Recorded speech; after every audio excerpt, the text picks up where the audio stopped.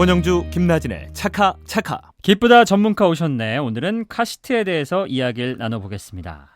우리가 출산하기 전에 반드시 사야 되는 출산 용품 중에서 제일 비싼 물건 두 가지가 있죠. 그 중에 하나가 이제 유아차, 다른 하나가 자동차용 어린이 보조장치, 일명 카시트입니다. 맞습니다. 이 카시트는 아이의 안전이 보장돼야 하기 때문에 정말 잘 선택해야 하죠. 그래서 오늘 저희가 특별히 두 분을 모셨어요. 카시트가 무엇인지 알려주실 분과 네. 카시트 이렇게 써야 된다, 사용법까지 알려주실 두 분을 한자리에 모셨습니다. 네, 커뮤니티 아이와 차를 운영하고 계신 전용환 매니저님 어서 오세요. 안녕하세요. 안녕하세요. 반갑습니다. 네. 제가 듣기로는 우리 전용환 매니저님이 세 아이의 아빠라고 하시거든요. 네. 이게 이 매니저님 운영하고 있는 아이와 차라는 커뮤니티가 어떤 곳이고 왜 운영하게 됐는지부터 좀 저 궁금하죠. 예. 네, 안녕하세요. 저는 아이와차의 운영자입니다. 저는 주로 어린이 승객 안전에 대한 정보와 네. 그중에서 주로 카시트에 대한 내용을 다루고 있습니다. 아쉽게도 아이와차의 시작은 국산 자동차와 국내에 유통되는 카시트들에 대한 불만으로 시작되었는데요. 첫째를 제가 아기 셋이 있는데 다둥이 아빠시네요. 네, 맞습니다. 첫째를 낳았을 때 그때 카시트 의무화가 이제 시행되기 전인데요.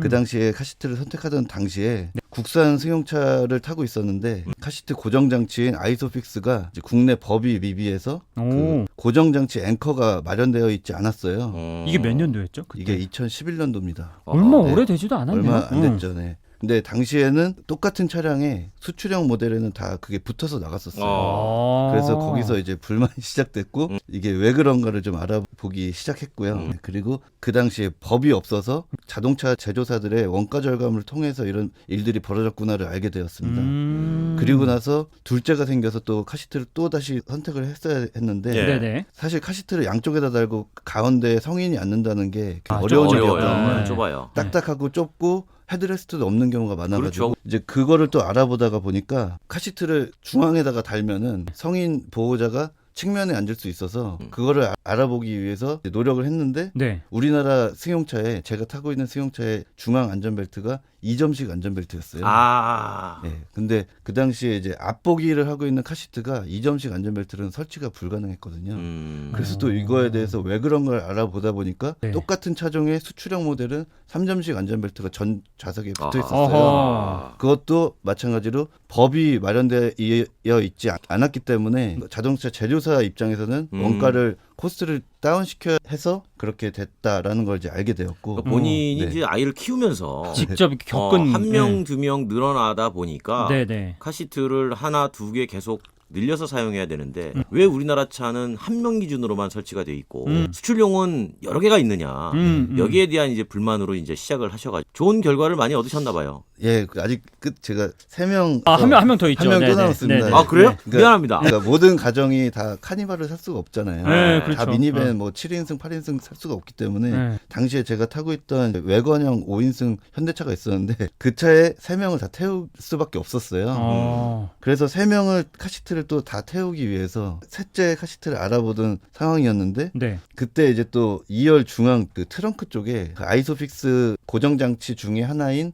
테더 앵커라는 게 있는데요. 네. 그 테더 앵커라는 쇠붙이가 있어요. 그게 차량 트렁크 쪽에 보시거나 유리 밑에 보시면 있어요. 다 있는데 네. 국산차에는 양쪽에만 달려있고 가운데가 빠져있는 거예요. 아하. 근데 제가 타는 동일한 차종의 수출형은 또 세 개가 다 나란히 아하. 붙어있더라고요. 근데 여기에 대해서 또 알아보니까 결국에는 법이 없고 그러니까 외국에서는 법으로 세 개를 또 만들어라고 적혀 있는데 우리나라는 개수가 안 적혀 있기 때문에 양쪽에 이제 두 개만 달려있는 그런 상황이 벌어져서 그거에 대해서 이제 좀 이제 자료를 모으기 시작했고 이제 저의 후보의 부모님들을 위해서 저는 지금 제가 생으로 막 카시트도 사고 차도 바꿔보면서 다 노력을 해갖고 네. 투자를 했었는데 네.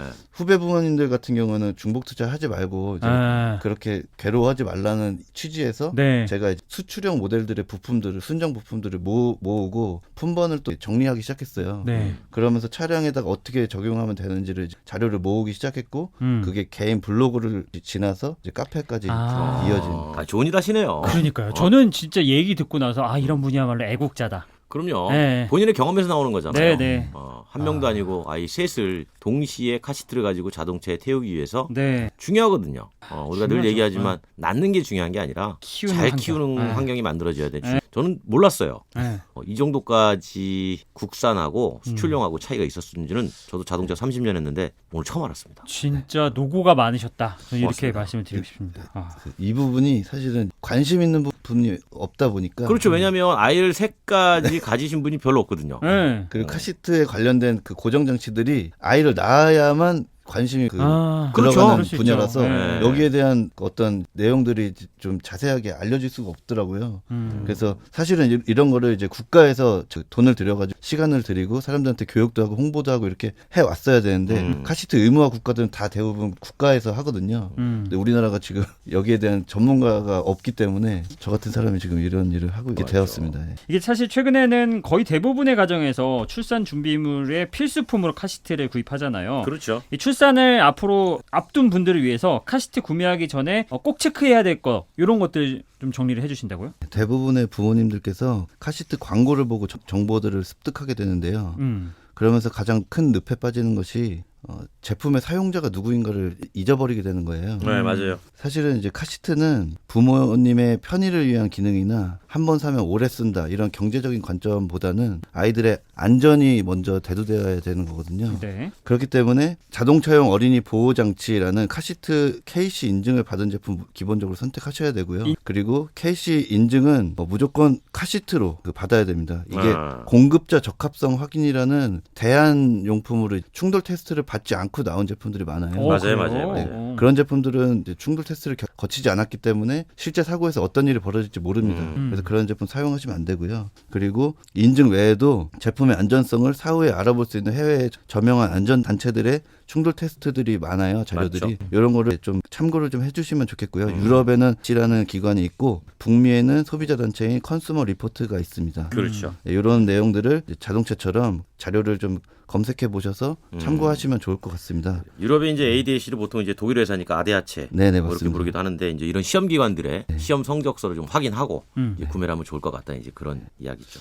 그리고 조금 더 덧붙이자면 네네. 출산을 앞두신 분들이 많이 계시잖아요. 이분들이 대부분 회전형 카시트들이나 이제 유아용 카시트들을 준비하시는데요. 사실은 이제 인펀트 카시트라고 해서 바구니 카시트를 먼저 준비하시는 게 사실 우선입니다. 해외 같은 경우는 전 세계 카시트 시장 점유율의 40% 이상이 바구니 카시트인데요. 예. 이 바구니 카시트를 병원에 들고 가서 산부인과에 들고 가야만 산부인과에서 퇴원을 시켜줍니다. 아, 해외는 그렇게 해요? 네, 실내에서 쾌적하고 밝고 안전한 실내에서 아이를 완벽하게 피팅한 다음에 차량에 가서는 좁고 어둡고 뭐 이러니까 가서 한 번에 그 동작으로 카시트를 설치하고 이동할 수 있게끔 하는 거예요. 근데 우리는 그냥 네. 데리고 나가죠.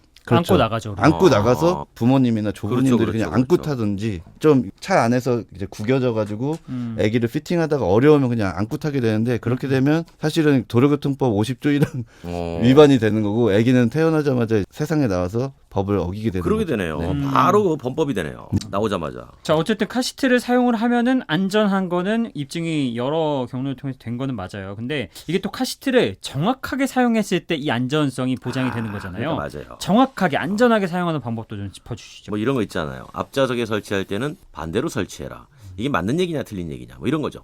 맞는 얘기입니까? 맞는 얘기입니다. 그리고 틀릴 수도 있고요. 어. 그거는 이제 에어백을 끄느냐 키느냐 뭐 이런 여러 가지 상황에 따라서 다 맞고 틀리고가 나누게 되어 근데 있습니다. 카시트를 앞좌석에 설치할 수도 있나요? 유럽 같은 경우는 앞좌석 설치가 허용되고요. 뭐 미국의 일부 주나 캐나다 같은 경우는 앞좌석에 카시트를 사용하게 되면 어린이 학대죄로 직결 심판 받을 수도 있어요. 이게 네. 나라마다 또 다르군요. 다릅니다. 네. 우리나라에서는 일단 아이소픽스가 앞좌석에는 없잖아요. 있는 차량이 유럽에서 들어온 차량 중에 일부가 있습니다. 레인지로버라든지 말로 시작하는 그. 그러면 이제 어떻게 사용해야 안전하게 쓰는 거예요? 일단은 그 부모님들이 카시트나 자동차의 사용 설명서가 내 자녀의 안전을 위한 백과사전이라고 생각하시고 꼭 읽어보셔야 된다고 생각하고 있습니다. 거기에 이제 고리타분한 내용들이 있는 게 아니라 실제 설치부터 사용까지 그리고 내 아이의 제대로 된 그 카시트에 탈 수 있는 사용 스펙까지 다 적혀 있고 이런 부분들이 정확하게 지켜졌을 때 오사용과 오장착이 이제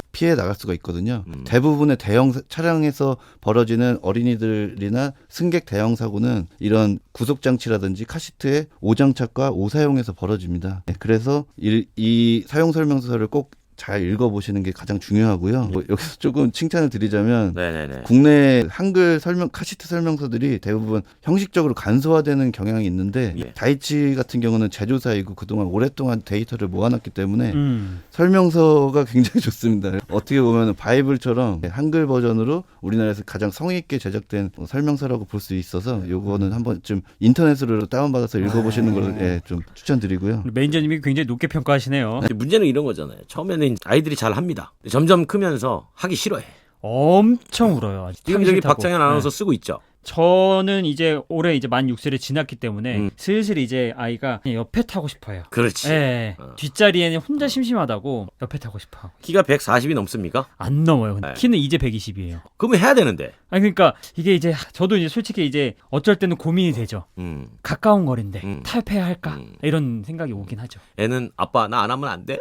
그러니까 옆에 앉으면 안 돼. 또 옆에 앉겠대요. 손잡고 싶대요. 자, 이런 이제- 고민. 네. 자, 이런 고민이 실질적인 부모님들의 고민이란 말이에요. 매니저님 그러면 어떻게 해야 됩니까? 아까도 말씀드렸지만 매뉴얼대로 설치되어 있는 상황이 구현이 돼야 됩니다. 네. 그래서 카시트가 건들거리거나 각도가 너무 과도하게 눕혀져 있거나 안전벨트가 너무 느슨하거나 오히려 이런 편의에 맞춰진 상황들이 아이들을 더 불편하게 하는 상황이 벌어지기 때문에 정확한 구속과 정확한 설치를 통해서 일단은 타이트하게 아이들을 구속시켜주는 게 먼저 우선 되어야 되고요. 네. 그리고 나서 뭐 칭얼대거나 한다면 실내 온도 그리고 뭐 바깥에서 들어오는 직사광선 이런 것도 좀 막아주시는 게 좋고 그리고 아이를 한번 빼서 칭얼거리고 운다고 해서 빼가지고 차량 안에서 그냥 앉게 하든지 안아주든지 하면은 그때부터 이 아이는 훈련상으로 완전히 나는 이제 울면 바깥으로 나갈 수 있구나 그렇죠. 이렇게 그렇게 받아들이기 인식을 하는 때문에 거죠. 훈련이 상당히 중요합니다. 네. 훈련시켜야 돼. 훈련. 박찬현 아나운서 그럴 때마다 어떻게 해요?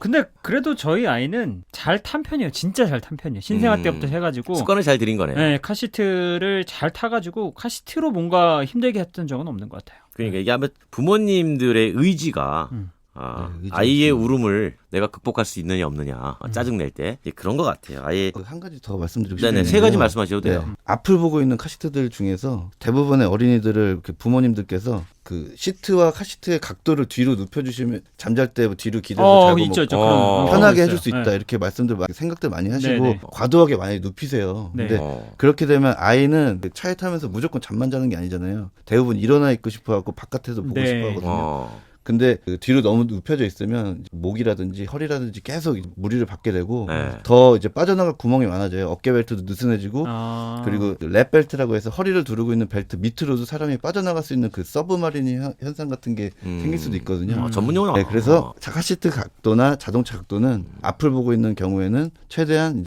좀 적정 수준에서 세워주는 게 맞다. 그러니까 잠들기 전까지는 일단은 정자세로 딱 세워서 놓고 부득이한 경우에 아이가 이제 좀 네, 그때 네, 잘 때. 조금 네. 적정하게 조금 좀 적정하게. 눕혀주시면 되겠죠. 자, 어쨌든 저희가 쭉 정리를 해본 결과 카시트가 왜 필요한지 얼마나 안전한지는 좀 파악이 된 것 같은데 자, 그런데 가정에서 사용하는 승용차는 대부분 카시트를 이용을 잘하고 있어요. 근데 이게 저희 딸도 유치원에 가니까 이번에 소풍을 가는데 이 원장님이 제일 신경 썼다는 게 그 버스의 안전 그 장치 그러니까 아이 카시트가 있는 그 전세 버스를 찾으려고 엄청 노력하셨다는 야 거예요. 이게 쉽지 않아요. 그래서 이와 관련해서 이 통학버스에 카시트 설치해야 되는데 이거 국민청원 올리신 적 있다고. 네, 수차례 있었는데요. 예. 네. 제가 생각하는 문제점은 다음과 같습니다. 대한민국이 2019년부터 카시트 의무화가 시행되기 시작했는데요. 카시트 의무화를 시행하는 국가 중에 전 세계 모든 국가 중에 대중교통과 어린이 통학버스를 포함시킨 나라가 우리나라밖에 없습니다. 아, 그래요? 네, 왜냐하면 카시트를 설치하려면 아까도 나왔지만 아이소 픽스라든지 3점식 안전벨트라든지 2점 고정식 수동 벨트가 들어가야 되는데 우리나라에 보급되어 있는 노란 버스들의 그리고 좌석 버스들, 뭐 공항 버스 대부분의 대중교통들의 버스들에 들어가는 안전벨트는 2점 자동 리트랙터라는 게 들어있는 안전벨트로 되어 있어요. 네. 요거에는 카시트를 적용을 못합니다. 그렇죠. 그렇기 때문에 결과적으로는 버스가 준비가 안 됐는데 카시트 의무화를 시켜버린 거예요. 그래서 그때 얘기 많았죠. 엉터리로 지금 되고 있는 거예요. 이게 말이 되느냐 현실적으로. 사실상은 지금 위법 상태로 지금 되고 있는 겁니다. 그러니까 위법을 만들어 놓은 거네요. 그렇죠.